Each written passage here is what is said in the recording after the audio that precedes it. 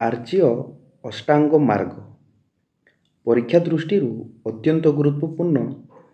ତୁମର ବାର୍ଷିକ ପରୀକ୍ଷାରେ 2 ବା 3 ମାର୍କର ପ୍ରଶ୍ନ ଆସିଥାଏ ଆର୍ଯ୍ୟ ଅଷ୍ଟାଙ୍ଗ ମାର୍ଗ।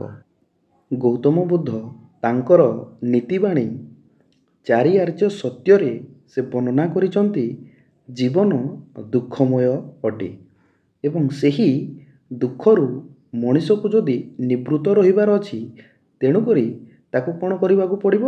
ତାକୁ ଆର୍ଯ୍ୟ ଅଷ୍ଟାଙ୍ଗ ମାର୍ଗ ଅନୁସରଣ କରିବାକୁ ପଡ଼ିବ। ତାହେଲେ ଯାଇ ମଣିଷର ଯେଉଁ ଜୀବନ ଅଛି, ଯେଉଁ ଦୁଃଖମୟ ଅଟେ ଜୀବନ, ସେହି ଦୁଃଖମୟ ଜୀବନରୁ ସେ ନିବୃତ୍ତ ରହିପାରିବ। ଆର୍ଯ୍ୟ ଅଷ୍ଟାଙ୍ଗ ମାର୍ଗ। ଆର୍ଯ୍ୟ ଅଷ୍ଟାଙ୍ଗ ମାର୍ଗ ଗୌତମ ବୁଦ୍ଧଙ୍କ ନୀତିବାଣୀ ଅଟେ ଏବଂ ଏହି ଆର୍ଯ୍ୟ ଅଷ୍ଟାଙ୍ଗ ମାର୍ଗ ନୀତିବାଣୀଟି ଗୌତମ ବୁଦ୍ଧ ସୂତ ପିଟକରେ ବର୍ଣ୍ଣନା କରିଛନ୍ତି।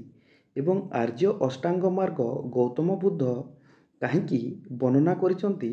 କାହିଁକି ନା ମଣିଷର ଜୀବନ ଦୁଃଖମୟ ଅଟେ ଏବଂ ସେହି ଦୁଃଖମୟ ଜୀବନରୁ ନିବୃତ୍ତ ରହିବା ପାଇଁ ଗୌତମ ବୁଦ୍ଧ ଆର୍ଯ୍ୟ ଅଷ୍ଟାଙ୍ଗ ମାର୍ଗ ଲୋକମାନଙ୍କୁ ଅନୁସରଣ କରିବା ପାଇଁ କହୁଥିଲେ।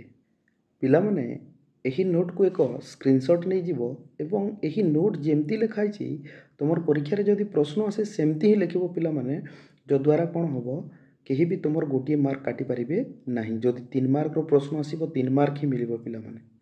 ଆର୍ଯ୍ୟ ଅଷ୍ଟାଙ୍ଗ ମାର୍ଗର ପ୍ରଥମ ମାର୍ଗ ହେଉଛି ସମ୍ୟକ୍ ଦର୍ଶନ ବା ତାକୁ ସତ୍ ଦର୍ଶନ ବୋଲିକି କୁହାଯାଏ।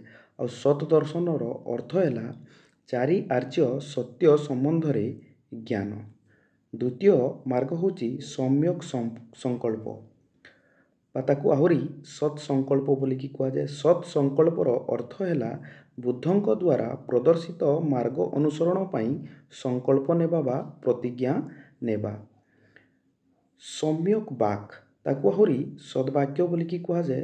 ସଦ୍ବାକ୍ୟର ଅର୍ଥ ହେଲା ମିଥ୍ୟା, କୁତ୍ସା, ଅପ୍ରିୟ କଥା, ନିରର୍ଥକ କଥାରୁ ନିବୃତ୍ତ ରହିବା। ସମ୍ୟକ୍ କର୍ମ ବା ସତ୍କର୍ମ। ସତ୍କର୍ମର ଅର୍ଥ ହେଲା ହତ୍ୟା କରିବା, ଚୋରି କରିବା, ମିଥ୍ୟା କହିବା, ମାଦକ ଦ୍ରବ୍ୟ ସେବନ କରିବାରୁ ନିବୃତ୍ତ ରହିବା। ସମ୍ୟକ୍ ଜୀବନ ବା ସତ୍ ଜୀବନ। ଏହାର ଅର୍ଥ ହେଲା ସାଧୁ ଉପାୟରେ ଜୀବିକା ଅର୍ଜନ କରିବା। ସମ୍ୟକ୍ ଆୟାସ ବା ସତ୍ ଉଦ୍ୟମ।